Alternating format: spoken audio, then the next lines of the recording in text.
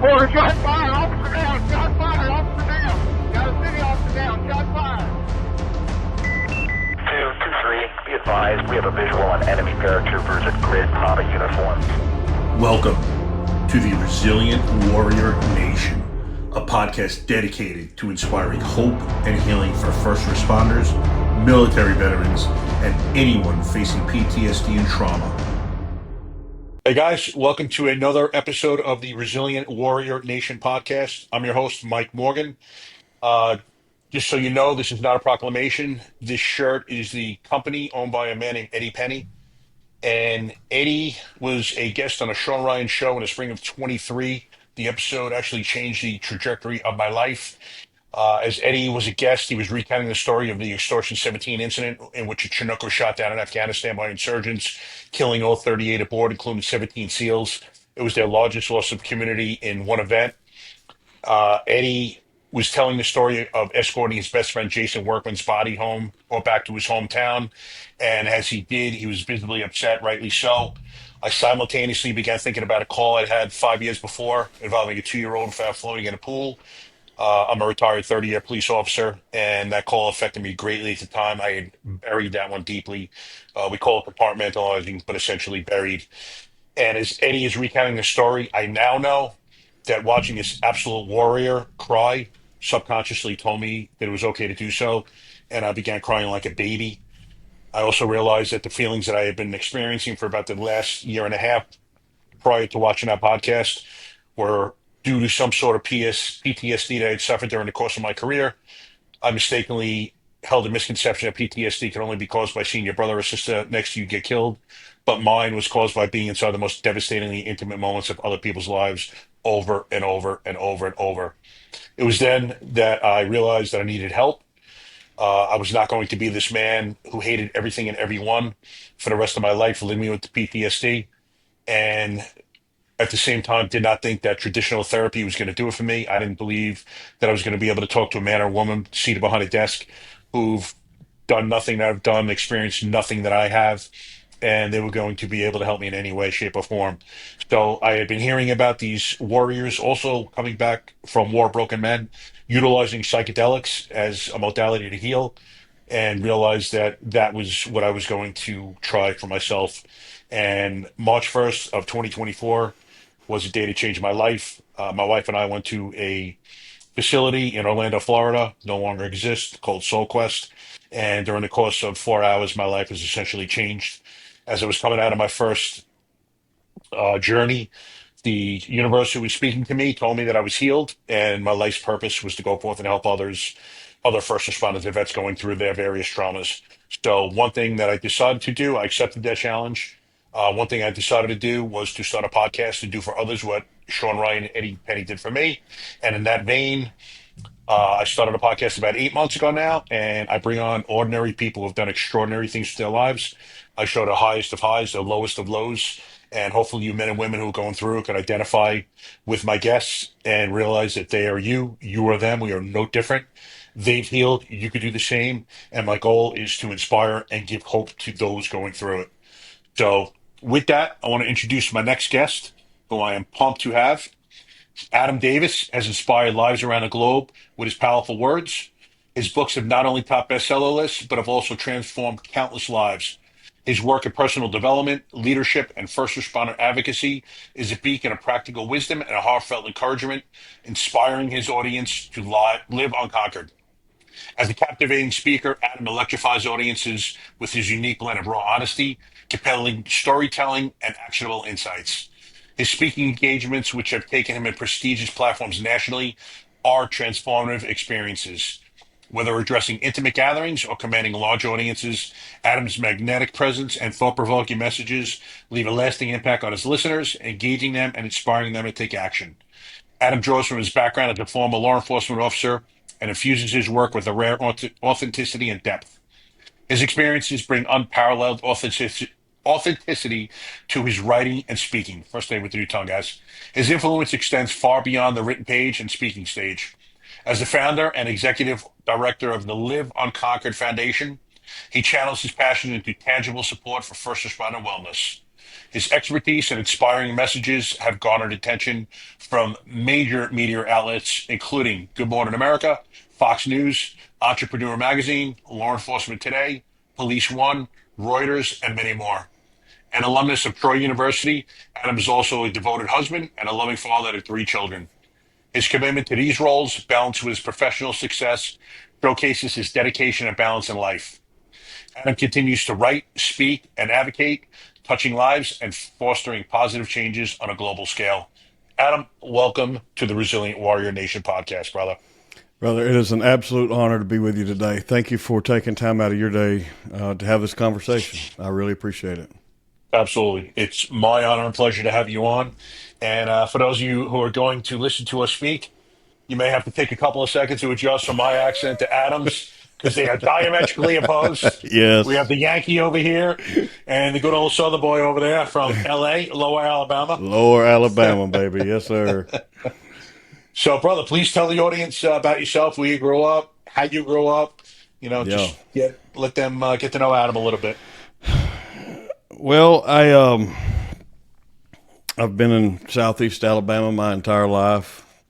I started off kind of with a rocky road, and I got married at 18. This September we'll celebrate 25 years against all odds, and the fact that she still loves me and cares for me after everything I put her through for a period of time is an absolute miracle. I got into law enforcement in 2009 and left in 15. I'm not a career guy. I wasn't forced out. I wasn't facing disciplinary actions. I always like to preface that. But I've since 2015, which is coming up October 1st to be 10 years I've been doing this full time. Wow. Has been completely dedicated to serving those who still put on a uniform, and in some cases those who've retired or left altogether. So, yeah, man, I don't really. There's really nothing spectacular about my life other than the fact that I keep getting up, and I keep getting back up. I faced catastrophic failures multiple times. I've endured deep pain, much like many of the people who are listening to this, including yourself.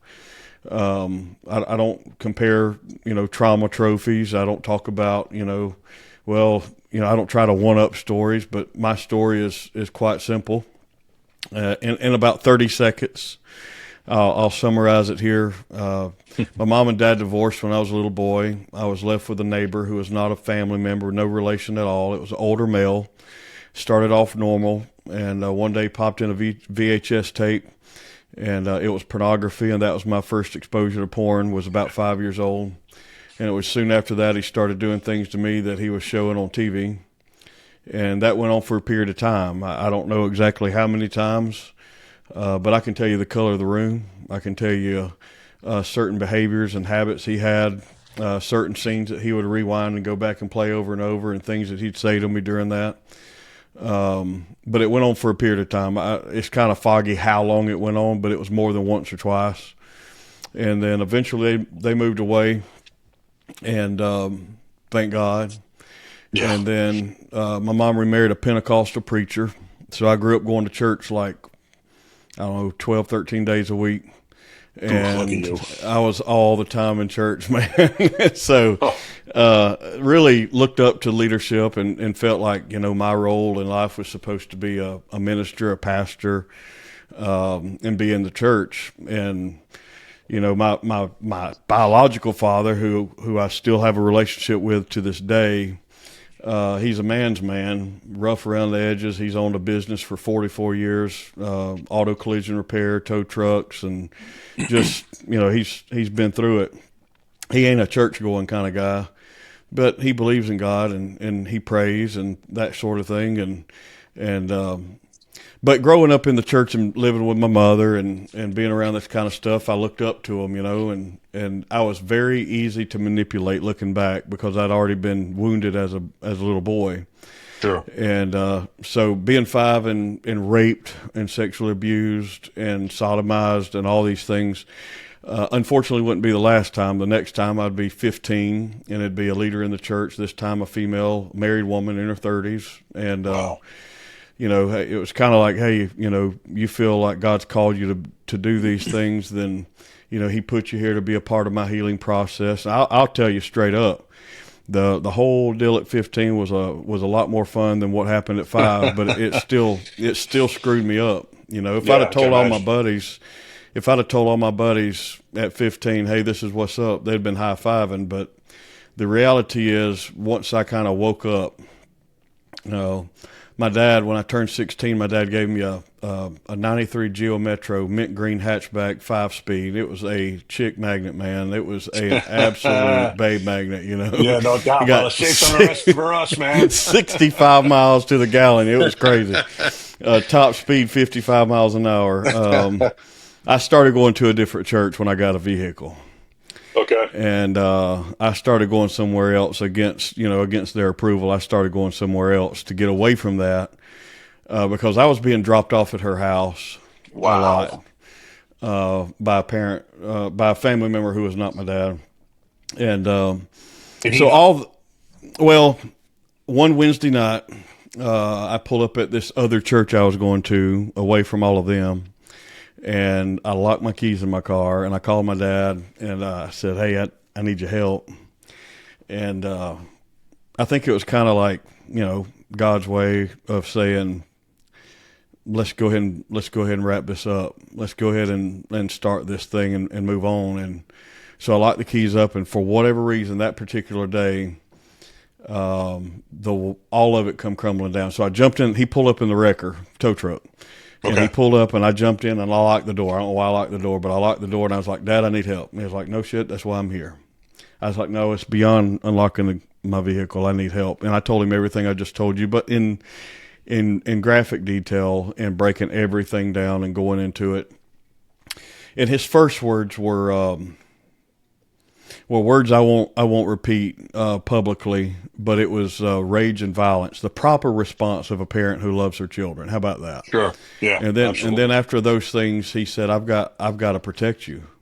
And so he moved me out of that situation and you know, put me at his house for a while. But man, it screwed me up in terms of perspective of trust, relationships, intimacy, sex, faith, God, church, all the things, man. Trust was a big freaking issue. Oh yeah. You know, after the whole deal when I was a little boy, I'd started developing these issues where I couldn't control bowel movements, and I developed a speech impediment, and sometimes it'll still come through as a lisp, a stutter, and I didn't do very well in reading comprehension. I had learning, you know, challenges. Yep. And then, you know, 15, 16 rolls around. I wind that up when I'm about 16, move away from that deal. And there, you know, a lot of fear, you know, these people are evil, and sometimes they're cloaked as normal people, or even, you know, godly people or holy people. And, but there's a lot of fear in both instances. You know, it was, if you tell anybody about this, I'll kill you. And, I think what I dealt with for a long time was battling fear and shame and guilt. Shame was a big deal, and fear was a big deal.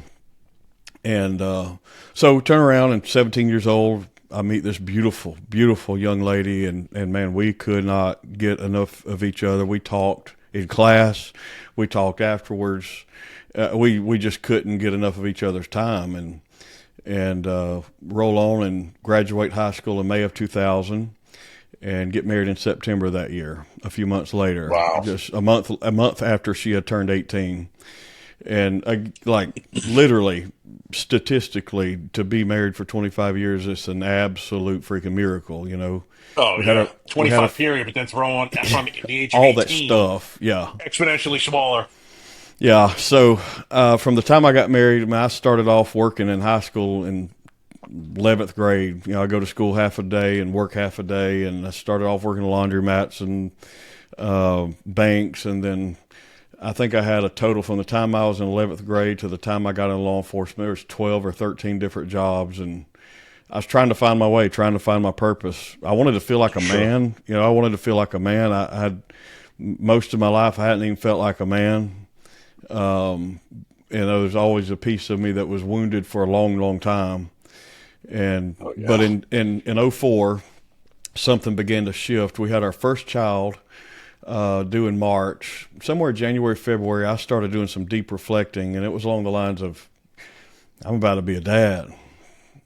and like I was not prepared, and I was, still pretty young, but something inside of me was off still.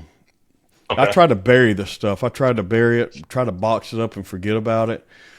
But a smell would come along, or I'd see a certain color of a wall or painting, or a certain sound or commercial, or somebody's name would pop, whatever, something would set it off. And so I'm standing outside the house we were living in at the time, and I'm just me outside by myself, and I'm like, I don't know what this is. Like, I'm just kind of propped up against the bed of my truck, and I'm really reflecting. I'm becoming more aware at the moment, and it was pure hate for everybody that was involved with that. The people who hurt me, the people who condoned it, the people who swept it under the rug. I hated There were multiple them. people that knew what had happened at this point. Once I told my dad, there was a meeting that came together, and I can't get into that because one family member threatened to sue me if I talked about them. So I can't say who that is. Right. But I still, thankfully, me and my dad are real tight to this day.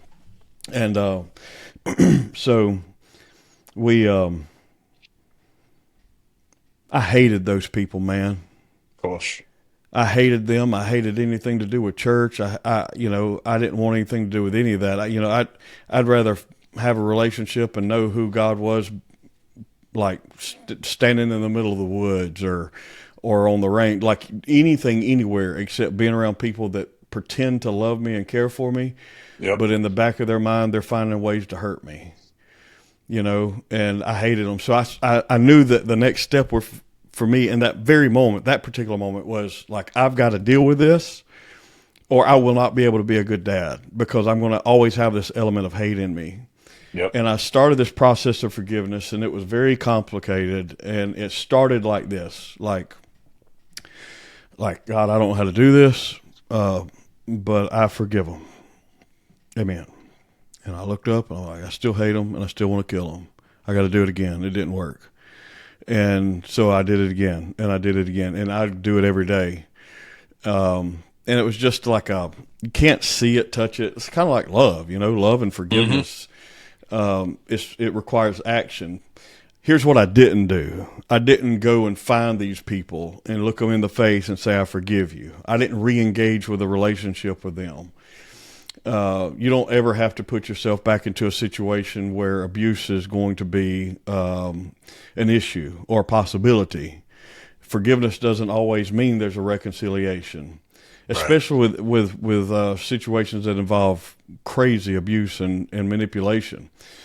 So I started the process, and our first child was born, and a few years later our second, and then in 2009 our third, and in 2009 he was born, and later that year I swore in as a law enforcement officer, and I felt like, I had it going on. I had it all together. So patrol, night shift, day shift, traffic homicide, criminal investigations, was blessed with the privilege of managing and looking for about 130 or so sex offenders, was a crisis negotiator, hostage negotiator, criminal intelligence liaison, and analyst. And so, here I am today. But there was a week-long hostage situation that involved a 5-year little boy. He was five or six. I want to say he was 5, but it made national news. You can look it up. Boy in the bunker, Dale County, Alabama. I wasn't anything in charge, anything special. I didn't do anything heroic. I was, still pretty young on the team. And so my role was to sit in the command post and watch the video that SWAT had dropped into the bunker. It was a phone, but it had audio video. And so my job was to watch and listen and take notes and report back to my supervisor, who reported back to BAU. There was every agency you could imagine, FBI, everybody you could fathom was there. National media was staged across the street from every station and broadcast channel you could think of. And so my job was to sit in there. And like, when we look at it and think about it, like, it ended as well as it possibly could have. Bad guy eliminated, boy saved, nobody injured, good day, right? Easy day. And but I would wake up about halfway through that deal and my entire side of the bed is just covered in sweat. And I'm having these crazy, insane nightmares. And, you know, even to this day, I look back, that was in 2013. I look back and I'm like, that shouldn't bother me, man. Mm-hmm. But I'm sitting there watching this video of this little boy, and I remember one particular scene that I can still see and hear in my mind. This little boy was sitting on the ground in this bunker, and I don't know if he was playing with a toy or drawing or what. And, you know, his innocent voice would speak up and asking this guy for something. He was just a prick, man, demon from hell. And somewhere in my brain, I wasn't doing this intentionally, and it makes me sound like, I don't know, weak or crazy or whatever, but somewhere in my brain there was a connection made between that little boy and the little boy I used to be. And I was still a hostage, even though I was a man, I was still letting those memories and those events of my childhood and teen years control me and sort of dictate the direction I took. And I started drinking heavy for the sole purpose of destruction or numbing. And so that led me to one particular afternoon. I come home and I can still hear the water running at the sink behind me. There's a little kitchen island behind me. So I come in, took my gear off. I sat down in the recliner. I stared at this blank TV. And I just sat there. I'm just a zombie, man. And my wife is standing behind me at the kitchen at the little island, and she turns the water off. And she says, "Hey, babe, how was your day?" And that particular day, a guy had taken a 12-gauge shotgun and blew his head off, ended his life. And there was a child that had been raped. I transport the suspect. Admin bull crap, whatever. And man, like, it took everything I had emotionally in every other way just to get home that particular day. And I get home and I sit down and she wants to know how my day was. Now, in hindsight, I should have said, when she said, "Hey, babe, how was your day?" I should have said, "Hey, you know, I had a really rough day today and I really don't want to go through it again. Can we do something else?" Like, I'm not trying to be rude, but that's wisdom speaking. Yeah. And instead, I responded with one word. Can you guess what that one word is? How was your day? It starts with an F. Fine. Yeah. And fine. My day was fine. Yeah. But I said it in The a way way you said it. Yeah, the way I said it prompted a question that has kind of stuck with me. She said, "When did you become such an asshole?" And, man, that pissed me off. And I went and I grabbed my bags and I did what I've been doing in here for a long time, and that was run. Yep. And I went and I packed my junk and I went and stayed in a portable storage building and had running water, a cot, shower. That's about it. And I could drink myself into oblivion. And a few days later on a Sunday morning, I knew everybody would be in church. Everybody goes to church on Sunday in Alabama. And I went, I put on my uniform, I got in my marked patrol car, and I went to work traffic enforcement for 4 hours. And at the end of my 4 hours, I pulled my car into the parking lot of what used to be a gas station just south of town. And I backed my car into a parking spot at the front of the building. I pulled my Glock out, and I put it right here, and I stopped. And I paused. And I think sometimes the greatest decisions are made between the pause. like right there in the pause. And, you know, growing up, going to church, I knew that I believed that God was always kind of waiting, the version of God that I knew was always waiting to mash this red button or drop this hammer just to wear me out anytime I screwed up, man. He was always mad at me. That's how I felt the whole time as a kid and even as a man. Like, some people are always mad at me.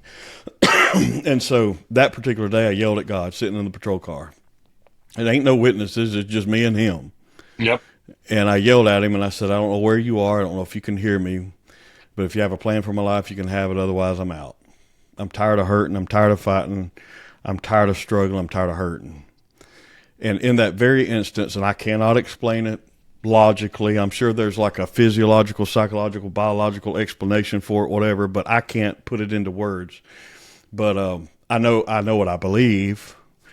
But I had this complete, from an instant, it went from like this raging storm inside of my heart and my mind and my like just this raging storm of pain and hate, like, to complete peace, like instantly. And if you've ever done a buddy drag, you wrap your arms up underneath their arms rather, and you pull them to safety, pull them to cover, whatever. Yep. I felt like this complete perfect embrace, like hands, arms come up under me like this. And there's no other embrace in the world that could even come close to comparing to how perfect and still I felt inside in that moment. And in an interview I did in 2020 with this company called Family Life, they said, "How did your wife respond when you told her about it that day?" And I said, "It was a fog. It was a fog." But in 2021, I was writing this book called Unconquered. And I started doing something called EMDR, talking to a trauma therapist, because it was bringing up all kinds of nasty stuff. And it's enabled these memories and clarity to come back. And they're not all bad. And even if they're negative, I can still process them better. But I remembered exactly what she said after doing EMDR. I remember exactly what she said and how she looked at me. I'm standing in front of her. She's looking up at me. And I've got tears coming down my face, and I told her what happened. I said, I almost ended everything, and this, like, I've thought about it since I was a kid. I'd be better off dead. I'd be better off not here, and y'all'd be better off if I wasn't here. And not a soul knew. And I just thought it was just me, you know? Right. And she looked at me. She didn't say, you are a piece of shit. You left us. You abandoned us, you're sick, you need help, which that would have been true. All of it would have been true. But she looked at me and she said 4 words. She said, "Babe," I'm going to try not to get emotional. She said, "Babe, just come home. Just come home." Mm-hmm. And so from that point on, I didn't go home and drink at the end of my shift. I went home and I'd start writing. I just start dumping all this stuff out, man. Just dumping all these thoughts and whatever, dumping all of it out. And so that led me to meeting some individuals. I started doing this thing called EFT or tapping. I started writing every night. I started becoming more aware, and that launched me into a completely different way of living. And then in the fall of 2015, I hung up my badge and gun belt and walked away from a career I loved deeply, and walked away from people that to this day I love deeply. And I've wrestled with guilt of abandoning them. I've wrestled with all these things, but here we are 10 years later, 10 books. Can I ask you how that decision came about to leave law enforcement? Yeah, so I'd applied for a number of state and federal positions in law enforcement. And it was like door shut, door shut, door shut, door shut, door shut, like slammed every one. And a lot of positions I'd applied because I was wanting to climb the ranks, Sure. And I had written and self-published my first book and designed a website to go with it because I couldn't afford to pay anybody. I was making like $15.98 an hour. Wow. And I couldn't afford to pay somebody. I didn't have that kind of money. I was taking care of a family of 5 on a police officer's salary. And Amazing. and I got up on a Sunday morning I was putting my gear on to go to work. And I heard this, like, not audible voice, but just kind of like in here, like your conscience. And this little voice said, "Today's the day." That's it. And I knew exactly what it meant. So I went, turned in my gear. Or I didn't turn in my gear. I turned in my resignation. And then later on, I turned in my gear that day. They were like, "Just go ahead and burn the rest of your vacation." And man, I sobbed. I ain't gonna lie, I sobbed. That is the only job I've ever had, only career path, the only profession, only calling I've ever answered up until that point, that I was like, God made me to do this. Like, I was made to do this work. Yeah. You That's know? how I felt too. Yep. And for me to walk away from it, just like, no safety net. I didn't have like investors. I didn't have partners. I didn't have, like, I had God as my partner. That's the only partner I've had in terms of business. Right. And I walked away in my very first month. I did 3 times what I'd made in my best month as a cop. Really? And people were hiring me to do the websites and hiring me to come speak. And it was low dollar stuff, you know, but I think I was bringing home, like, I don't know, between $2,000 and $2,500 a month net as a cop. Yep. And my best year, I think I did 45 on the W-2. Okay. I averaged like 55 hours a week that year. Wow. And so I wasn't bringing home like crazy money. So it wasn't really hard to do. Yeah. And so I've gone on courageous to move. do those things. Yeah, it was a bold move. It was a crazy move. Psychotic. I don't recommend that path. It's not for everyone. But I mean, look, when people say, you know, was it the right decision? Was it the right decision? Here's what I tell you: we don't drive Bugattis, Maseratis. We don't drive Mercedes, BMWs. We have nice vehicles. We're modest. We live in a modest home. All 3 of my kids are in college. My boys are in trade school. My daughter's at a SEC school. We don't miss meals. We've never missed anything. We've struggled. I've struggled, you know, at times. Yep. But man, we're blessed.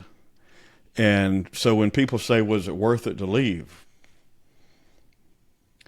I look at the impact.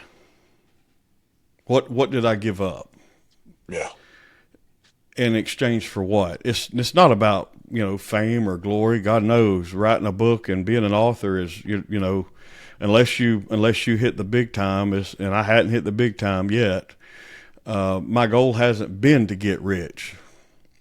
My goal has been to impact lives so that others don't find themselves in that same spot, you know, and I share my addictions. I share the fact that I was unfaithful to my wife in that season. I share how I diagnosed it. I tried to find the root of it later on when I was healed and more mature and well and in a clear state of mind. I don't make excuses for it, but I look back and I want to understand why I did what I did. Okay, well, let's understand it. Let's break it down. Okay, right. Well, you went into law enforcement with unhealed, deep childhood trauma. And so I started sharing this from stages, and these grown men would come up to me and just be weeping, man, like bawling their eyes out and say, man, I've been dealing with this for 47 years and never told a soul. And I got people that tell me things they've never told another person on the planet. Yep. And then we start talking, and then they find this like this door into healing. And look, I'm not here to be your motivational speaker. I'm not here to be an inspiration to you. I'm not here to like provide this fake bullshit, rah bull. Like, I want you to know the real deal, man. That's the end of the game. The real deal is I was at the end of my rope, and I was literally a trigger pull away from everything being over. Yep. And so here I am, 2025, and what I got to show for it? For myself, I got a family that loves me. But go around and ask other cops who've read the books or heard me speak. Not everybody's a fan. I got some people hate my guts, man.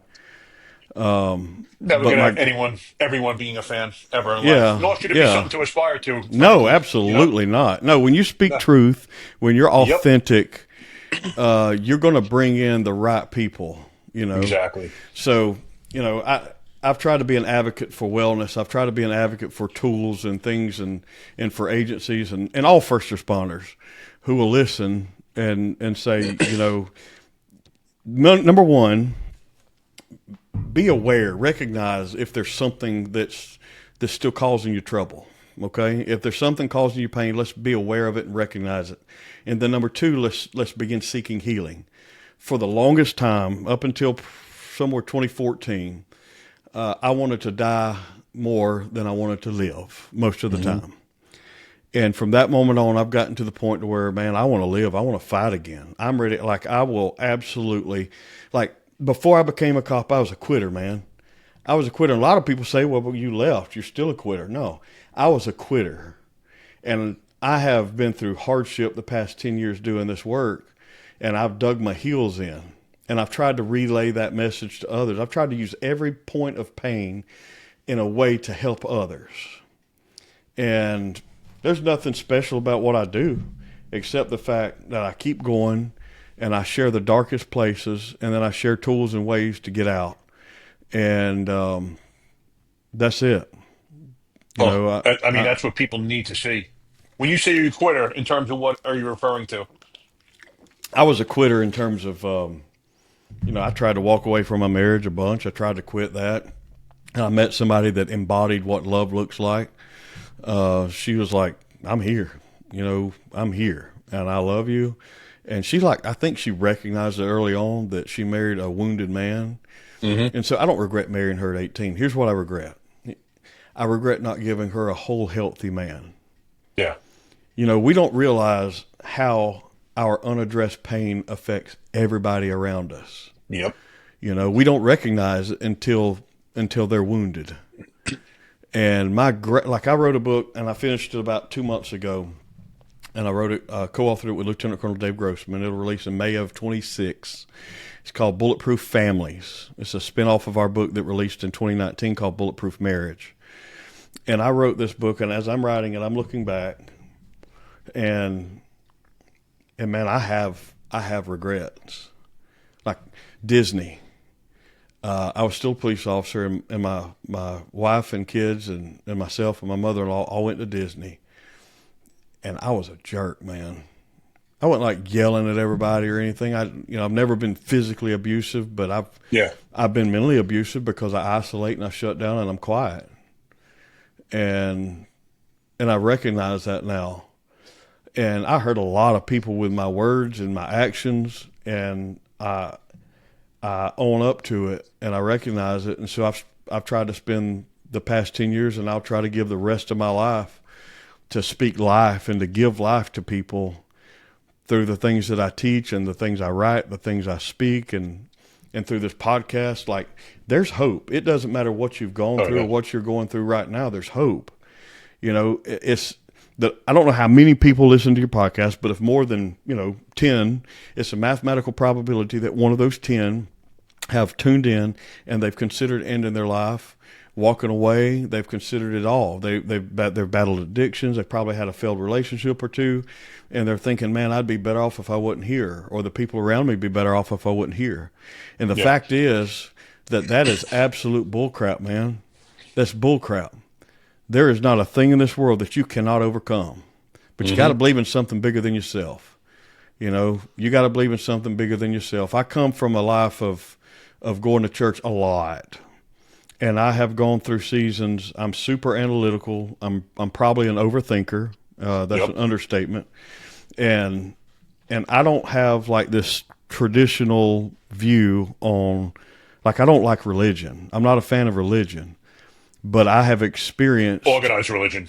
But I have experienced like real love, and I believe that come from a real God. And like, I believe that the greatest theologians of all humanity, of all history of humanity, when we get to heaven, we'll realize we didn't scratch the surface. And the messages that I give, I could preach if I need to. I could get in a church and preach if I need to. But most of my talks are not to Christians, man. Most of my talks are to people who are like, they're wounded, Yeah. you know, and we would treat a wounded dog better than we treat wounded people. If you come in contact with a wounded person, oh man, they're crazy. Adam's crazy, man. He's lost his mind. That's what people said when I left my law enforcement career. He's lost his mind. He's crazy. And Of course. and instead of like, how would you treat a wounded dog? You'd be super gentle with it. You know, you'd approach it with a little caution, but you'd be super gentle. You'd be super loving and kind. You'd offer it a treat, and you'd talk softly to it. You'd be kind, and you would care. See, the problem in our culture today is most people only care about themselves. Mm-hmm. They don't care about the wounds other people face. Law enforcement, you know, we talk about how all these other people are enemies in certain instances. We talk about the bad guys, you know, they hate cops. We talk about these other organizations that hate cops. The number one enemy of law enforcement is other law enforcement officers. Mm-hmm. Instead of loving one another and caring for one another and fulfilling what it means to be a brotherhood, and this is not like a blanket statement, but in a lot of places, in a lot of ways, we can do a better job of loving one another and caring for one another and actually just giving a damn. Yeah. Just like bullet down, you know, just caring about another human being and what they're going through. Yeah. But we're busy and we don't take time to listen, and we don't take time to get invested in a relationship because we've been wounded, and we base how we love others on how we've been hurt in the past. And so, you know, I wrote a book, and it released in 2023 called Unconquered, and I put the whole story and all the details in this book, man, and you'd be surprised at the number of people who read that book, and the only thing they could pick up on was, man, you were unfaithful to your wife. You're a piece of shit. I know I was. I'll tell you straight up, I know I was. And if you knew me before 10 years ago, man, I'm so sorry. I am so sorry if I ever hurt you, if I ever, you know, spoke down to you or made you feel less than or whatever. Man, I'm so sorry. I mean that from the bottom of my heart. Yep. You know, and then, you know, this book has stirred up a lot of conversation and a lot of discussions around trauma and pain and wellness and health and relationships. But yeah, I've not done this alone. Most of my work is by myself, but I got a small group of people that I've been surrounded by that have also been through hell, you know? And I'm grateful for these people that have come around me and they challenge me. I got people that don't accept excuses, you know, and you need a group of friends who don't accept excuses. 100%. So, I know I have probably talked way longer than I should have, but I hope. No, not at all, brother. Love the insight. But I'll tell you, you bring up several good points. One is, you know, you're talking about speaking to grown men and, you know, they've gotten visibly upset and speaking to you and they've suffered traumas. You know, people have not heard of it. There's a thing called an ACE questionnaire. It's adverse childhood experiences. Done it. Oh my gosh. Yeah. And it's funny because I didn't realize, now for those of you who are not familiar with it, it's a questionnaire that addresses childhood trauma issues. And for first responders and veterans that take it, I forgot how many more times likely they are to score high in the test than the average citizenry, if you will. I think it's 4 times as many of us will test high as opposed to regular citizens, but I could be mistaken on that. But the amount of first responders and vets that come to these careers after experiencing childhood traumas is incredible. And, you know, there are many reasons why they come to these careers because they want to help, they want to stop what was done to them. Yep. You know, maybe if they had horrible relationships with their dad, they want to prove to their fathers that they could do these, you know, manly functions or careers, you know, so many different reasons. But I had seen a documentary called In Waves in War. I don't know if you ever heard of it. It's I've heard of it. It's a documentary involving Marcus Capone, DJ Shipley, Matty Roberts. They were all Team 6 guys, SEALs. And it addressed individually, they all spoke about their childhood traumas because they did not have good relationships with their fathers. And I tell guys that no matter how old you are, how fierce you become, I mean, I'm 57 years old, 235, 240, tatted up, you know, I look like I wouldn't have people. 6 people have told me. I look at you and think, man, you don't have any mental problems, Yeah. you know, any traumatic things, any mental health issues. I'm like, why? Because I look like I lift weights. I'm physically in shape. Like it's got nothing to do with it. And I tell guys, if you experience these traumas as a child and you never process them and heal from them, they're still with you. They've been with you in the entirety of your life. And for Yep. whatever reason, if you did not get what you needed in terms of love or, whatever other qualities you missed out on as a youth, you never got them. You still don't have them. So I don't care if you become as fierce as a SEAL Team 6 guy, like all of these three illustrated, you still need to heal from those traumas. Hmm. Does not matter how fierce you become. Still that little boy inside that's looking for their love. It's never coming, frankly, Yeah. unfortunately. No. It is what it is in that respect. But, talk about the importance of us having to, at some point, deal with these issues. Well, for me, as I look at my kids now, I say they're kids. They're all nearly grown, and two of them are adults. I look at my wife, and they deserve me to show up at 100%, man. When I put on that uniform, we were expected to show up at 100%. Doesn't matter what your role is as a first responder, law enforcement, fire, EMS, doesn't matter. There are no excuses. It's a zero defect profession. You cannot have, you've got to show up 100%. Man, we could do that. We could put on a show. Yep. We could do what we had to do. But when it comes to our families, they always get the crumbs. And for way too long, my family got the crumbs. Man, and I will cut people off, and I've cut some very close family members off back in 2020. I'll tell you this. I'd gone to Chicago, Illinois to do an event. I was director of outreach for the Chris Kyle Frog Foundation back 2019. And Taya Kyle was with me, and we were flying back to Dallas. And she was sitting to my left, and she asked me, she said, hey, ask me how my parents responded. And I told her how Dad responded, and I told her how the other one, who I won't mention, responded. And she told me how my dad's response was healthy and the other one was not healthy. And I confronted this other family member in 2019 of how they responded. And to this day, I've never got, I'm sorry that happened on my watch. It's always defending their friends. And if you don't deal with betrayal, if you don't deal with rejection, if you don't deal with trauma, it doesn't matter what it is. We're not comparing. No. If you've still got memories that haunt you to this day, and there's negative things that come up, if you don't know how to communicate with your wife or your spouse or your children, man, deal with it. Because if you love them, do it because you love them. Mm-hmm. Do it because you love yourself enough to get squared away inside. Here's what I've learned.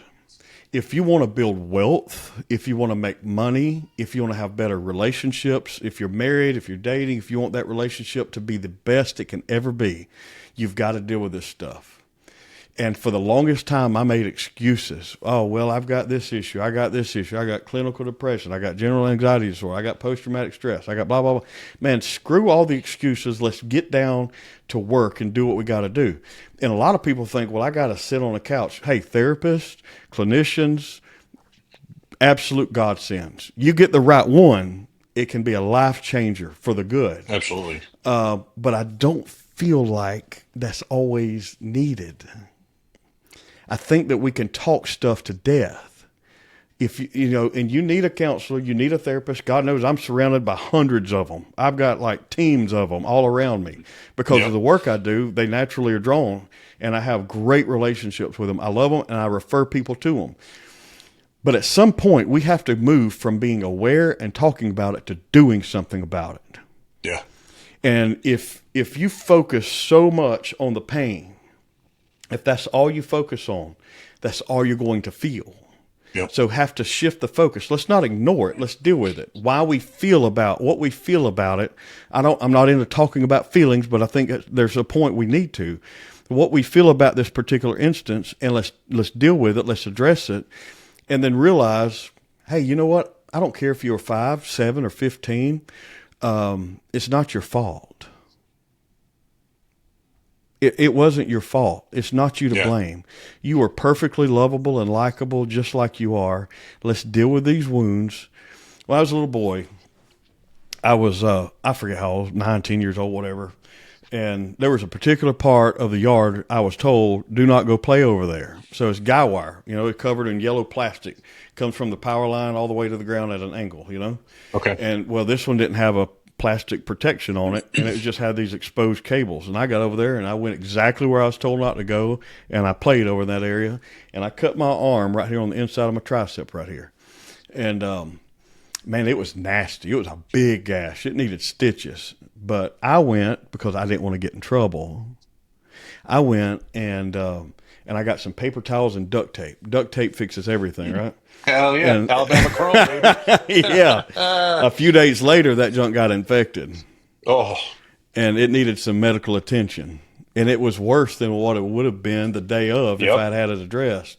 I think a lot of times we don't want to talk about this stuff because we're afraid of getting in trouble.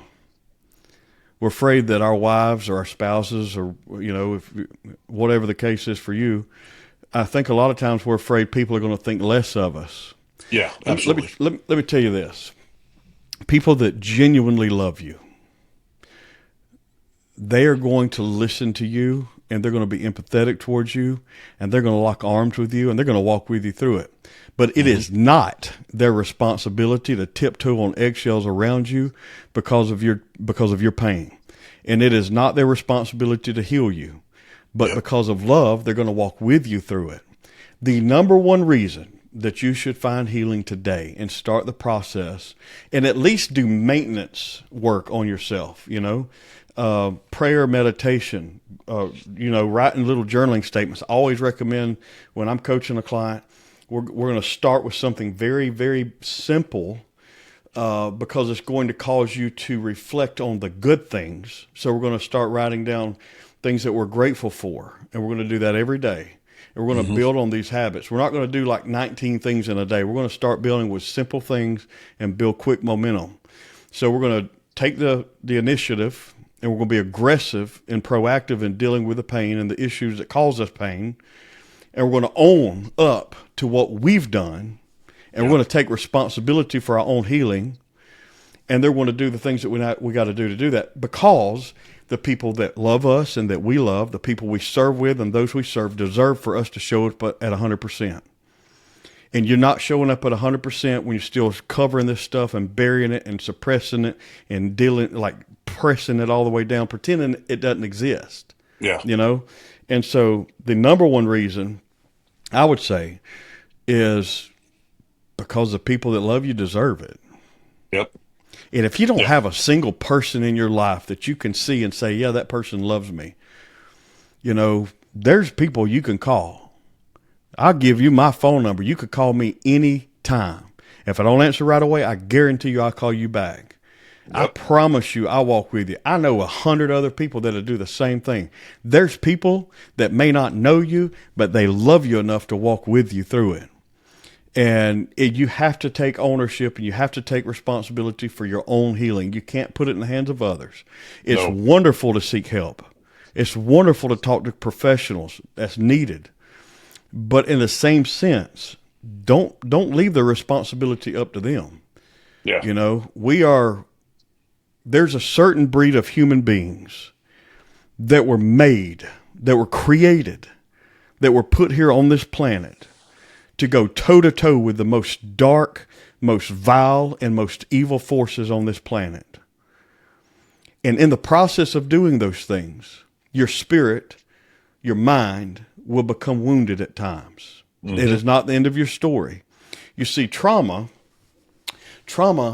is defined as, I'm paraphrasing this Alabama style, but trauma is defined as an impacted emotional ability to cope with whatever circumstances you dealt with. But what is our emotions? Our emotions are our thoughts, our feelings, our will, our desires. What is that? That's our spirit. So trauma is a wound to the spirit. And you can't address a wound to the spirit with intellectual weapons or intellectual medicine. You have to understand that proper medicine has to be addressed to that spiritual wound, spiritual medicine. Now, I'm not saying that you need to go and sit and listen to a 5-point sermon. I don't think that's always the cure. In fact, I think it's seldom the cure. I think that the most beneficial thing that you could do is recognize that, yes, there's good and evil. There's good and evil in this world. But I have to take responsibility for what I've done and what I've gone through, what's happened to me. And I recognize I wrote something called the Unconquered Code, and that's what this book is based on. I'm not selling a book, but it's based on an unconquered code, and it's the code that has preserved me through all this crap. And one of the codes is, recognize that you're responsible for yourself, and you can't control what happened in the past, but you can control how you respond to it going forward. Like today is a brand new day, man. It doesn't matter if you've been alive for 50 years, and the past 50 years in one day, you've dealt with it the wrong way. Today is a brand new day, and you can begin moving forward, responding differently, being proactive in how you deal with it. And that means we have to have healthy habits built into our day, have healthy relationships, eliminate the toxic ones and the people who don't care about you, eliminate them. And recognize, move towards healing, cherish the healthy relationships and ditch the bad ones, build healthy daily habits in the morning and the evening. And let me tell you something, if you just do those few things, it'll be a game changer. But making a decision like right now while you're listening to this, making a decision that draw a line in the sand, write the date on your hand, today's date, whatever day it is you're listening to this, make the date and say, today's it. Today's the day I decided this shit no longer controls me. It's no longer going to have power over me because I was created for more. And if I had one thing to tell the people listening today, you're created for more than just to survive, man. You're created for so much more than just to survive. And if you've been so effective going forward with all that stuff you've been dealing with, imagine how you're going to feel when you can not only eliminate it, but replace it with good. I was listening to a podcast with Dr. Andrew Huberman a while back, and he was talking about when you eliminate these negative things, whether it's bad memories or thoughts or habits or whatever, you got to replace it with something new and something better, something healthy. Because if you don't, you're going to feel kind of just like numb and empty.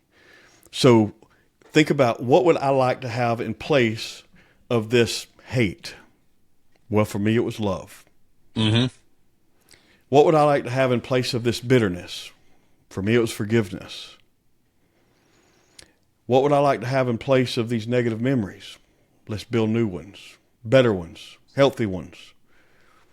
I don't want to be remembered as a guy who shut out everybody in his life because he didn't know how to deal with his stuff. I want to be the guy that says, like, when my day comes and my time is over here, I want to be remembered as the guy who said, like, he was known for loving and caring. And he was an absolutely relentless warrior. And I may not wear a shield, I may not bear a sword anymore, but I still fight. I still battle because there's one more worth it. And I just do this based on relationships. I stand on stages, I write books, I do interviews like this, I tell my story. And you're not alone. If you made it this far, you're not alone. And I know that's not a great fraternity to be a part of. I understand that. It's not something we bear with great pride. But think about all the stuff you've been through and you're still here. You gotten through every worst day of your life. Like you're 100% right now overcoming those bad days. So I created this brand called Live Unconquered. And it was born around a bonfire. My sister-in-law looked at me and she said, there's 2 words that define who you are. And I'm sitting there with my brother, my wife, my sister-in-law, and she said, it's Semper Invictus, always undefeated. She was like, all the stuff you've been through and you just keep getting back up. You keep getting back up. You keep getting back up. And I thought about it for a little bit. I'm like, I don't feel that way. I don't feel always undefeated. But on my way home from an event in Minnesota about 4 years ago, I was like, wow, I still have a heartbeat, right? I still have breath in my lungs. I got another day. We're still in the fight. We're We got another day to do something that's going to have an impact on somebody else. You know, I believe a lot of things that a lot of people don't believe. You know, you and I could talk about things that we disagree on, and we could still be brothers. We could still be friends. Oh, yeah. Yeah. But the one thing I think we can all agree on is that healing is empowerment. Absolutely. Healing leads us to growing in power. It unlocks creativity and unlocks our ability to think more clearly. It makes us more effective in our relationships. We show up more at 100%. We become more empathetic, and we can be a brother for those who are suffering. We can be a sister for those who are suffering and those who are wounded. And just do something today that will echo into the portals of eternity forever. Every day, just do one thing every day. If all you do is whisper a prayer for somebody, if all you do is smile at the cashier, if all you do is reach out to a brother and say, hey, I just had you on my heart thinking about you today. I do that. And I've got about 3 people who do that for me. I got about 3 people who check on me. So check on somebody. Yeah. Like, I think we've beat awareness to death. Now it's time to do something about it. It's time to get up off your ass, grab yourself by the boots, and let's go to war against the stuff that's tried to kill you. And let's fight back until it's done. Because suicide is not the way out. I can't do anything. We can't do anything about the ones who've already ended their lives. And it breaks my heart to hear about them. We can't do anything about it. But what we can do is show up for the ones who are still fighting today. Yeah. And that is our absolute God-given duty, is to show up and to love at 100% so that people know we care. Yeah. And then we're going to do something about it. I don't know what that looks like for your situation or what you're going through right now, but today is the day we do something about it. Suicide's not an option. Listen to us. We're taking the towel from you. You can't throw it in today. Call on somebody. Call on somebody. You are loved immensely and immeasurably more than you could ever fathom. And there's an old scripture that says love covers a multitude of sin. Love covers a multitude of pain. Love covers it all. And that sounds so cheesy. It sounds so cheesy. But when you understand that love is the greatest force in all existence, it is the single greatest force in all existence. Trauma comes to separate you from the ability to accept and encounter and receive love and give love. Why do men and women put on a uniform and go and protect and serve and put on a uniform and go into a community where you know people hate your guts and want to kill you? Is it for the money? I bet it ain't. Is it for the pension? I bet it's not. I bet you everything that I know, everything I own, and everyone I love, everything in all existence, you do it when you go all the way to the bottom of the layers. You do it for love. Yeah. That's why you serve. Yeah, very well said. So, anyway, I could keep talking, man. I don't want to just like wear out the microphone, but no, not at all, brother. It's valuable information. I think. I want to take a step back and kind of reference something you spoke about before when you were speaking about coming home that night and your wife asking how your day was, and you just gave her the fine response. Terrible. It's you know what? It's terrible, but it happens. It probably happens thousands of times on the daily. Sure. And I was speaking to someone about this a few months ago, and tell me what you think of this. We as first responders don't want to expose our families to the shit that we see. Billion%. Rightly so. But what happens as a result is we keep them in the dark. And now we come home after that day that you just had and, say, for lack of a better word, you're acting like an asshole that day. They have no context into which they could put your behavior. Now, if they knew what you went through that day, it would make perfect sense why Adam's acting like this. But they don't know because we're not telling them. So my thing is to you men and women who are active, and it applies to civilians as well, have a system in place where you come home and the first 30 minutes is yours. You do your thing, no one bothers you, give daddy time, give Adam time, and then after that, he kind of begins to interact with the family again. Now, on those bad days, you come home that day, that night, you guys already have a system out and set up in place. You've spoken about it before. You come home and you're like, baby, I just had a bad one. And that's all you have to say. that entire night is yours. You don't have to interact with anyone. You go down in a man cave, do your thing. Everyone understands dad just had a bad one. Yeah. But the rule is before dad goes to work the next day, dad needs to talk to him. I don't know if it's the entire family, but you need to at least talk to your spouse. You don't have to give her the exact play-by-play. Yep. You can paint in the broad strokes, but kind of let her know what you just went through that day, Yeah. because it's putting in context and in factual information why you're acting the way you do. If they hear about you transporting a pedophile who just raped a kid, or God forbid a suicide, or whatever it is, again, Yeah. you just paint it in broad strokes.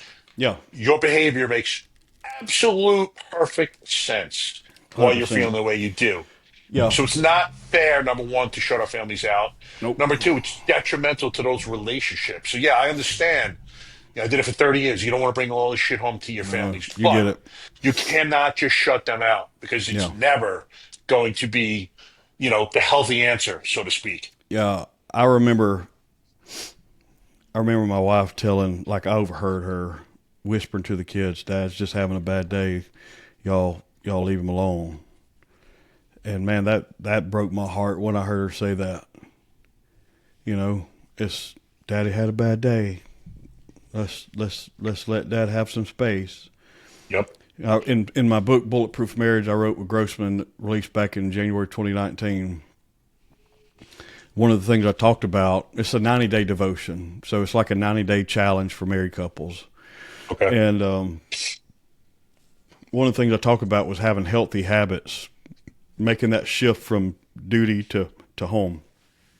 And I talked about, like, setting some boundaries, sitting down and just, hey, go out to a nice dinner with just you and your spouse and significant other, whatever, and go sit down and say, hey, let's have a conversation. I realize that I've been a jerk. I haven't communicated well with you. But here's what I'm doing. I really don't want to expose you to all the things that I deal with on a daily basis. And sometimes you're going to get some blowback on that. They're going to say, well, what, do you think I'm weak? Do you think that I can't handle it? And that's going to be what you get sometimes. Say, no, like 99% of what goes on in our community, you don't know about. All you know about is the headlines they put out. You don't know about all the details. You don't know everything that happens, because we carry that.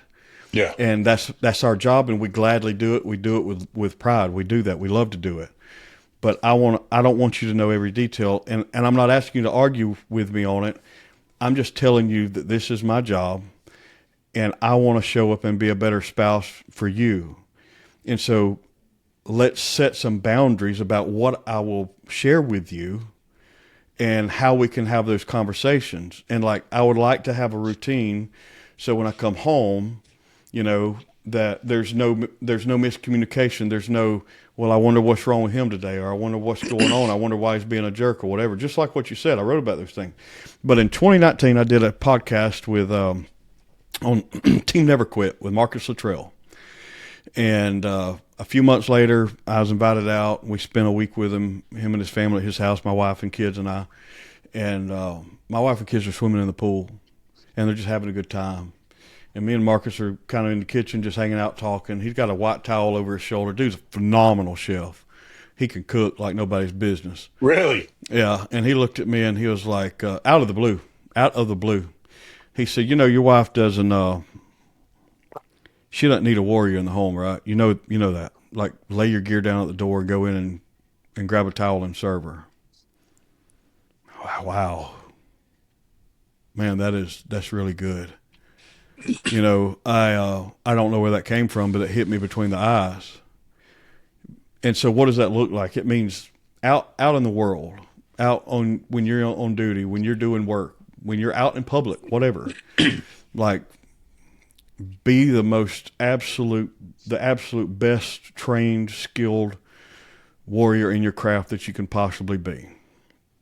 But when you're in the home, be gentle as a dove. Be soft, be kind, be caring, communicate. I was studying. I'm not going to give a Bible lesson. I promise I'm not going to preach, but I'm going somewhere with this. So indulge me for just a moment. Absolutely. The floor is yours. I was studying this scripture in Genesis earlier, and it was God looking at Adam in Genesis, right? And he was like, it's not good for him to be alone. I'm going to make a helper for him. And I think a lot of times people take that term helper and they make it an inferiority type thing. And this scripture, when you look at the ancient Hebrew of the word helper, I can't pronounce the ancient Hebrew word, but I go and when I write these books, I go and look at the original context and the meanings of these words, and I try to put them together in real, like how they make sense, in a way that makes sense. And it means someone who can do something for you that you could never do for yourself. It's actually the same word that is referred to as like the Lord is my helper, like referring to God himself. Right.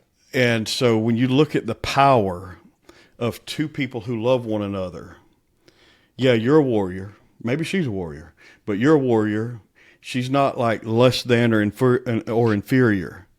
Like she embodies a gift that helps you in ways that you could never do for yourself, the way she loves you.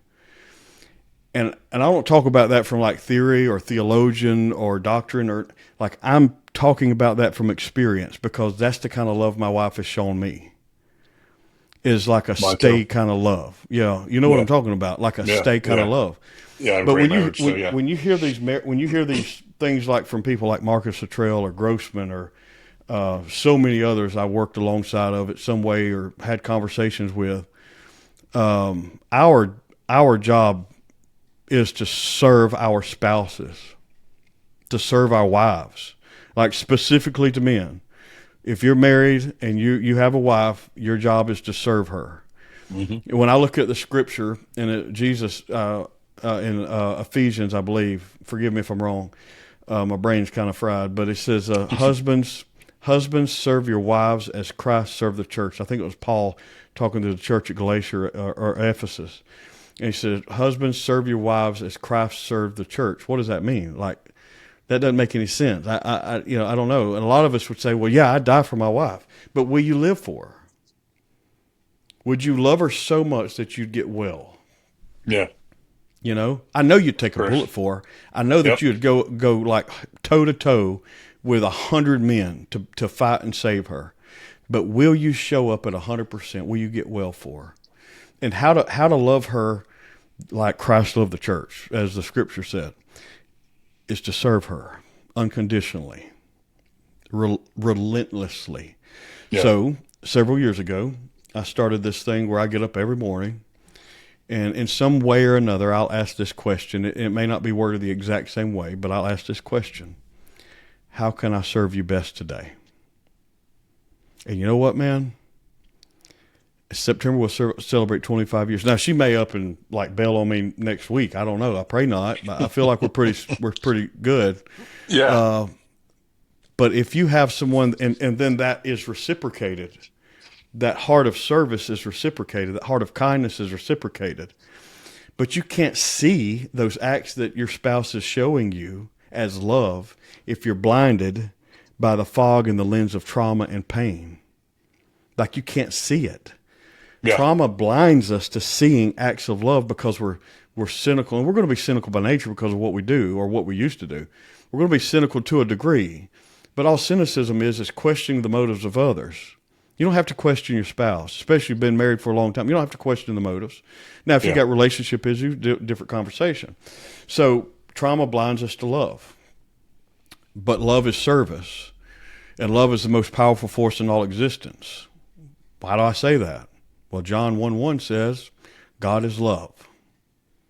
And however you look at God, I believe Jesus died on a cross and God sent his only son for me. That's what I believe. I know there's billions of people who have different beliefs, but that's what I believe. And if I believe that God is love and love is the most powerful force in all existence, then my job, my whole purpose for existing is to love. Mm-hmm. That's it. That's my whole purpose, is to love. Everything else is just consequential. Like everything else falls in line when we get that one part right. And to love is to serve. It's not a word. It's not, hey, I love you, and then no action. It's I love you. And then showing up, hey, I want to let you know I've joined this group of guys. We're going to meet once a month. Or, hey, I'm talking to a therapist. Hey, it's no big deal. This is what I'm doing. This is why I really want to do this so I can show up 100% for you. Hey, I got a coach. I got a mentor. Whatever, just have somebody. Like, everybody don't need to know your business, but somebody needs to be in your corner. They need to be your corner man. They need to be your towel guy so that you don't quit on the hard days. Yeah. And then having that embedded in here, having that embedded down in here and down in your soul.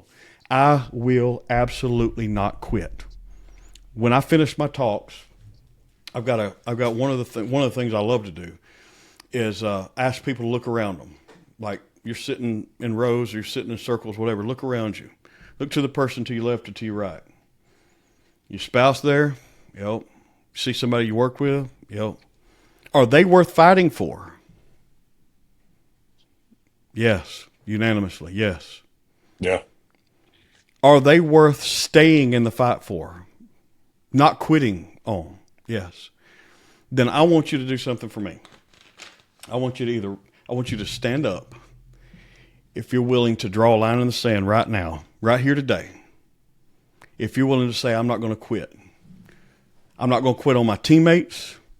I'm not going to quit on my spouse, my family. I'm not going to quit on myself. If that's you, I want you to stand up. And 100% of the time we'll stand up. Mm-hmm. And I say, look around you. None of you are ever alone. You're never alone. You got people in your corner, to your left, to your right, in front of you, behind you. You're surrounded by people who have the like mind. You're never going to give up. You're going to live unconquered. You're going to fight. You're going to get well. And then once you get to the point to where your demons have been destroyed, because we're not here to coddle demons. We're not here to negotiate with them. We're here to destroy them. I'm a fourth generation survivor of childhood sexual abuse, but I'm a first generation curse breaker. That's our job, is to stand up and break the chains, to break the curses, to destroy the demons that try to kill us. But then we don't lay down our weapons of warfare. Then we go fight for somebody else. Yep. That's what we're supposed to do, and that's why I'm here today. Yeah, very, very powerful message. And it's ironic that we all think that we're alone as we're going through these things, number one. Yeah. And we all think that we're alone.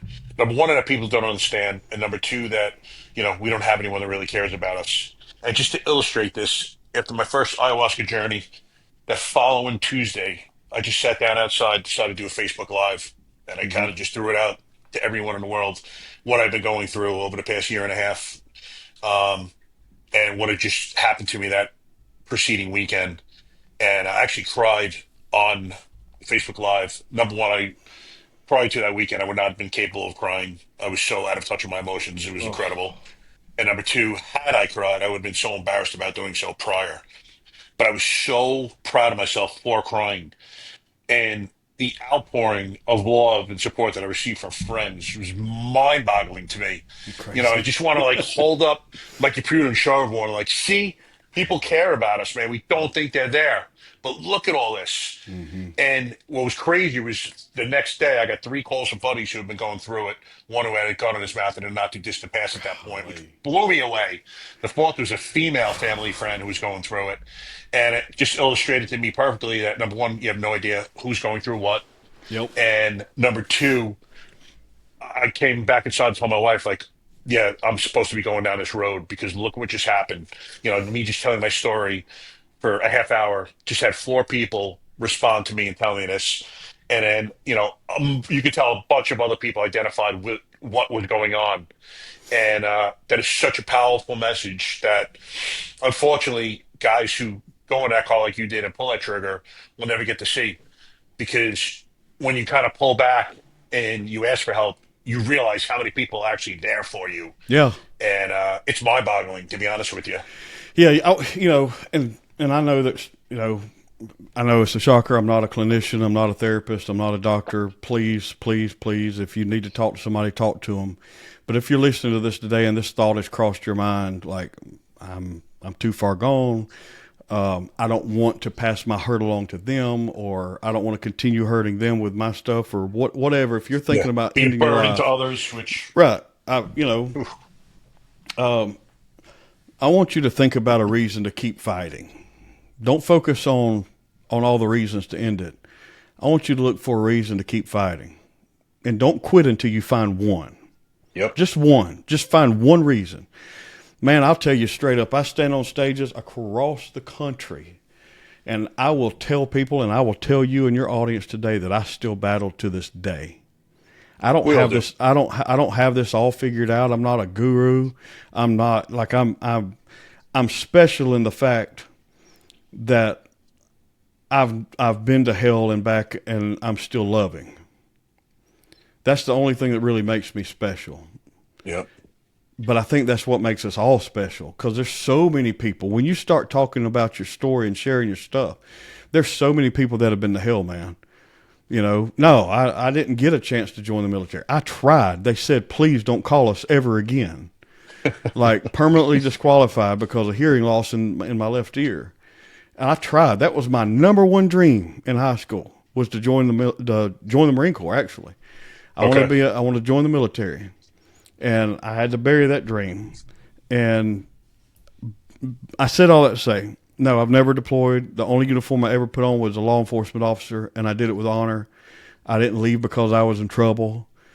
I left because it was time to do something different. And I knew, like in my heart of hearts, I couldn't have the impact that I wanted to have if I stayed there. Right. But I heard this voice, and this voice said, today's the day.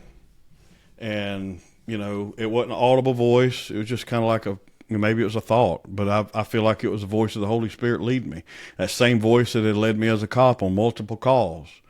And I feel like that once we get our spirits in tune and we become healed from the things that have nearly destroyed us, you sense this empowerment to do, to serve, to be, that you could have never experienced before. Like you become alive again.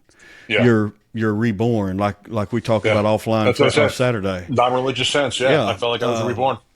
But I think that you've got to have these practices in place. And so I've done these. I've told you I've done tapping, EFT, and some call it pseudoscience. It's worked for me, man, and it's worked for millions of other people. It's just another tool. I'm not trying to sell you on something. In fact, there's a free app you can download. It's got like 21 million users. It's called the Tapping Solution. You can download it for free. You can create a free account. Go to the bottom where it says tapping, scroll all the way to the bottom then, and you'll see first responders, and you'll see, I think there's 8 tapping meditations that I created there in partnership with the Tapping Solution. And but I've used it for a long time. That and breathing. Like, I know that sounds really stupid, but practicing breathing, box breathing, survival, tactical breathing, whatever you want to call it, is so important, man. It's so important in building these things in. So if I had to leave you with final remarks, because I know I'm wearing out my time here, but if I had to leave you with my final remarks, it'd be like this: believe in something bigger than yourself. You know, if you're a person of faith, if you understand what you believe, why you believe it. And I don't believe I don't believe Jesus approves of the religion that we know of, how we see church and religion practiced today. I don't think it's always a good thing. Mm-hmm. God's not waiting to punish you. He loves you immensely and immeasurably more than you could ever ask or think. But build in some simple habits. Practice box breathing. If you don't know what it is, message me or message Mike. One of us can tell you what it is. It's in the book, Unconquered. Google it. You can find it. It's everywhere. And practice that for 2 to 3 minutes. There's free timers, free box breathing timers you can get on the App Store. Practice that for a couple of minutes a day. 2 minutes. That's it. Just 2 minutes. Yeah. And then take a moment in the morning and in the evening, at the start of your day, at the end of your day, whatever that looks like. Start of your day, end of your day. And just write down one thing that you're grateful for. Don't write down the same thing every day. I want you to give it some thought. This moment of reflection brings restoration into your being. And our healing takes place from the inside out. Mm-hmm. And the healing takes place because we're pausing to reflect on the good in our life. I'm thankful for, my wife. I'm thankful for the love that she's shown me.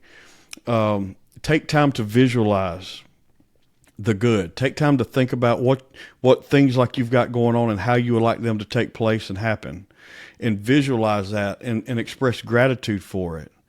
And when you begin to understand that ego has often been the thing that has kept us from experiencing the best life has to offer, I've got this is one of the most dangerous statements you could ever say. Look, if you're carrying a stack of 2x4s, I got this, cool, it's fine. Very little consequence if you drop them.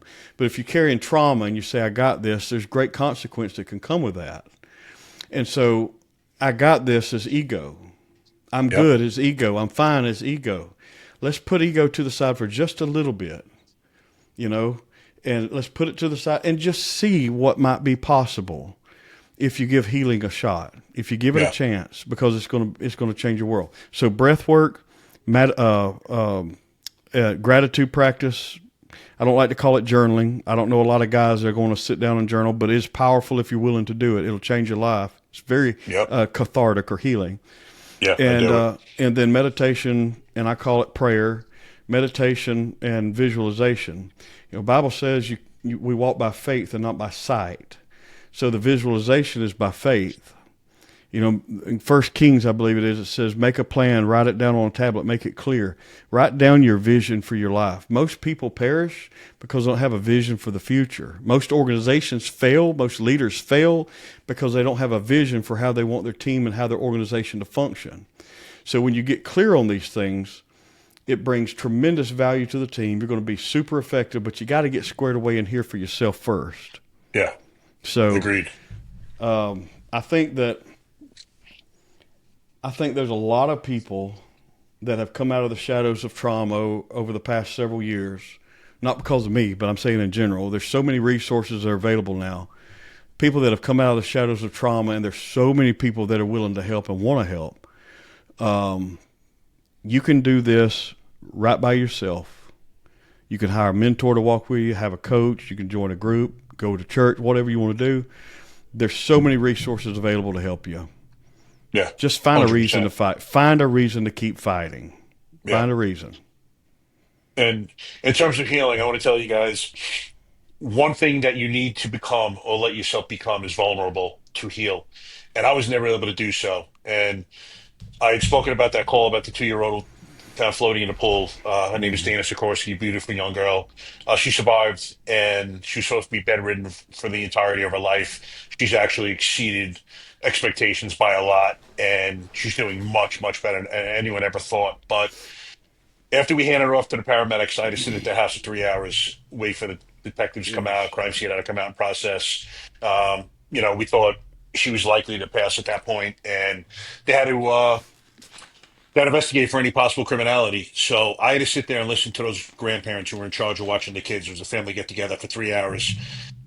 The most visceral cries and screams I think I've ever heard in my life. I was crawling out of my skin. I've never had that feeling before or since. And in my career, it was the only time it's ever happened where I started to cry on a call.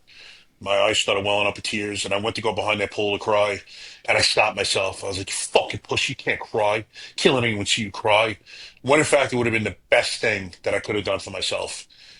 And, eventually things came full circle. I went through my healing journey. Actually, it's a long story, but I composed a 4-page letter to her family, told them exactly what I was going through, because they always invited me into their house. They wanted me to see Dana, and I had a lot of guilt, as weird as it sounds, for saving her, because I thought her condition was going to be bedridden. And then I had guilt for having the guilt.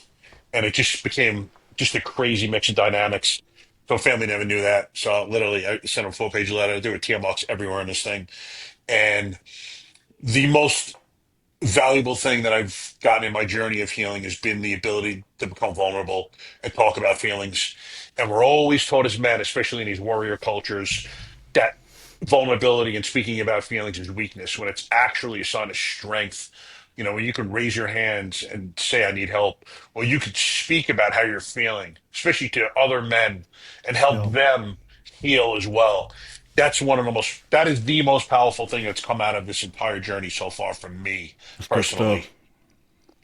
Yeah. That's good stuff. You know the deal. We're taught that we show no emotion, man, especially in these cultures, compartmentalize, just bury, and we don't process anything that we see in terms of trauma and you know, processing it out of our psyche, if you will, or through our psyche, just taking that emotional charge from these things that we see. Because once you see it, it can't be unseen, man, Oh, and it yeah. is with you for the entirety, as you know. Yeah. Take the power away from the stuff that hurts you. Yep, exactly. That's what you're doing is you're taking the power away from it. You're reclaiming your life. You're reclaiming your ability to grow forward. And you know, it's not always like this heavy stuff like we talked about today. You know, sometimes it's like you're struggling just to survive financially. Yeah, You live in a place of scarcity. You're struggling to take care of your family, and as a man, oh my gosh, man, that is a whole nother battle when you start thinking, God, I'm a complete failure because I can't take care of my family, you know. So that's a whole other conversation. But taking power away from that stuff, whether it's past trauma, past pain, past mistakes, bad decision, crap you've done, or just complete, utter, total failure. Get back up. yeah, Get your ass back up and let's go. There's still work to be done. There's still work to do. You got people that care about you and love you. There's still work to do. You know, Yep. I don't want to cause people emotional distress with my talk or with my story, but I also think at the same time, you can't really appreciate where I've come to without understanding where I've come from and what I've gone through. And, you know, if you're going through something today, and you're listening to this, it's not the end of the story for you. I don't know what you're going through. Maybe you're going through a career transition or a relationship that has fallen to pieces. Maybe you're experiencing financial failure or catastrophe. Maybe you've got a bad diagnosis in your health. I don't know what it is, but I can tell you this, that you'll get back up tomorrow and keep moving those feet. You keep moving forward. No matter how bad the storm is, keep your feet moving. It may not be at the same pace as before. It may not be in the great strides, but just keep moving. Keep your feet moving. Yeah. Keep going. Keep going. Reach out to others. Shift the focus. The pain is the problem, the past memories is not really always the cause of the pain we feel. Is how we feel about those things. And forgiveness for me was a bridge to freedom. Mm-hmm. It was a bridge to saying, you know what, I'm not condoning what they did. I'm not saying, hey, bro, it's cool, no big deal. You know, I'm not saying, hey, it's fine that you betrayed me, you hurt me. I'm not saying it's good. What I'm saying is I'm releasing any desire to harm you. I'm releasing any resentment towards you, because forgiveness for me was not necessarily about them. It was freedom for me. That's what it was about. And, you know, there's situations that even to this day, I can't fathom forgiveness. Like, I can't fathom forgiving. I can't fathom forgiving someone who hurts little babies. I can't fathom forgiving people who, like in Bibb County, Alabama recently, that had these babies as little as 1 or 2 years old, pimping their own kids out. And I forget, the oldest was 12 years old, I think. And they were found tied up, and they were like the most god-awful evil things that you and I have probably seen on duty at some point. Just horrible things. The sheriff said, I believe that God's forgiveness is boundless, but if there's such thing as limitations to it, we've reached it. Yeah. But then again, if I start sitting back and I start saying that person's forgivable, but that's not, what does that make me?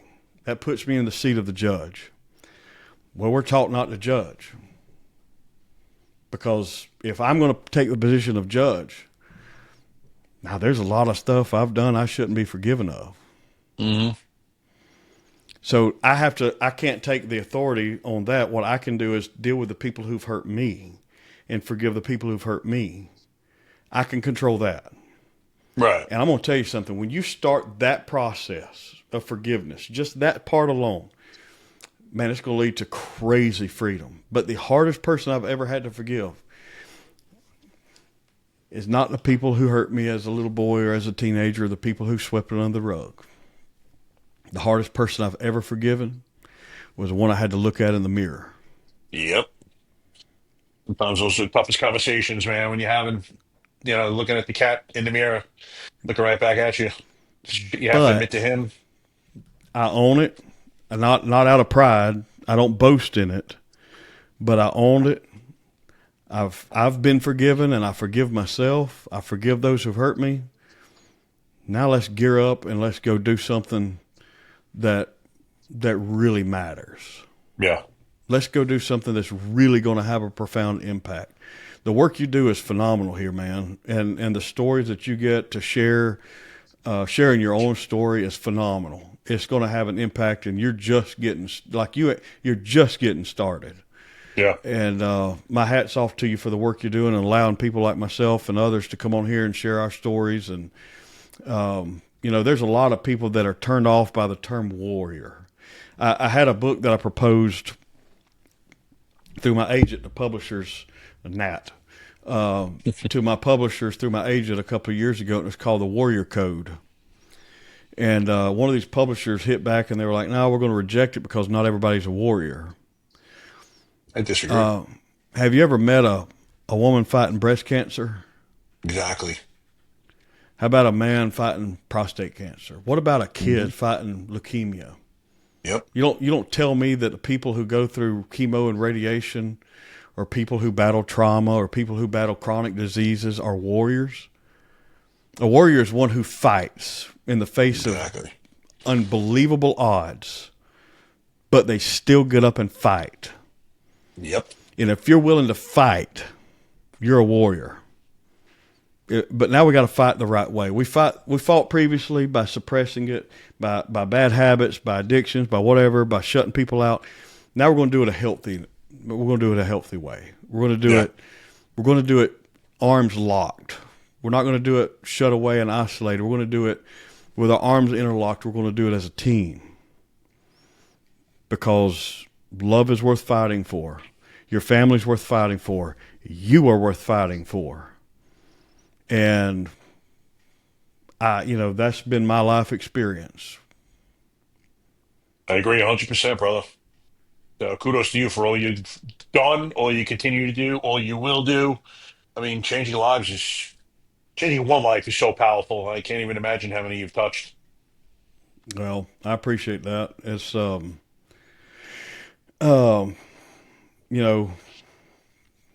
not done.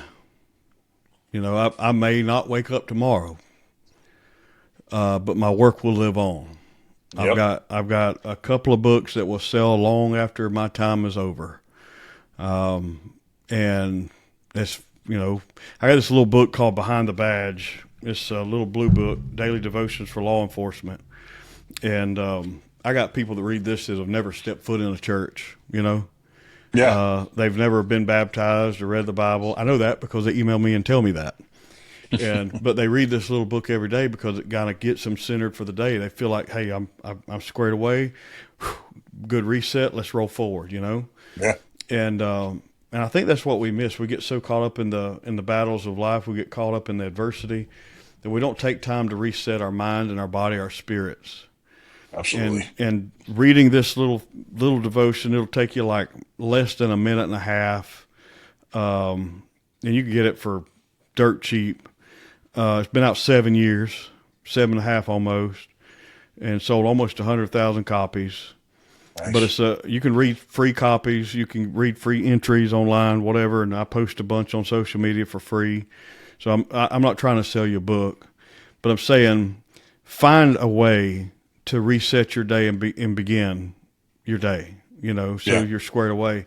But that little book has been the one, I've been unknown. Like nobody knew who I was when I started, and still people don't know who I am, but they wouldn't even put my name on the front of the book. He said it would be a detractor of sales if they put my name on the front of the book. So they put it on the back and on the last page. And so good for self-esteem. Yeah, isn't it? It's humbling, very humbling. Yeah, exactly. So reset yourself and get squared away because you're worth it. You're absolutely worth it. People love you, and you're an absolute warrior, and warriors don't quit. We don't quit. And man, I've learned, like, we could go on for hours. I hadn't got to half the stuff that I was hoping to share, but maybe we can do it again sometime in the future. Absolutely, brother. It's that is 100% certainty. So it's been great having this talk with you, though. Thank you. Please, Thank all you. your links are going to be in the bio. Tell people how to reach you, books, anything they may want to get from you. Yeah, you can go to my website. It's the some people say but theadamdavis.com, theadamdavis.com. You can email me, adam at theadamdavis.com, theadamdavis.com. I'd love to hear from you. Just let me know you listen to it. I hope that something I said, will make your life better in some way. That's all I want. I want to make your life better in some way. If I had one superpower, that one superpower would be to take away the pain you feel right now altogether. But then, how could we grow? Yeah, exactly. Exactly. Very important. Thank you for your So, time, brother. Thank you for the opportunity. absolutely loved having you on. Guys, if you liked what you saw, please hit the like and subscribe buttons, and we will see you soon. Adam, again, thank you, brother. It's a Thank you. pleasure having you on.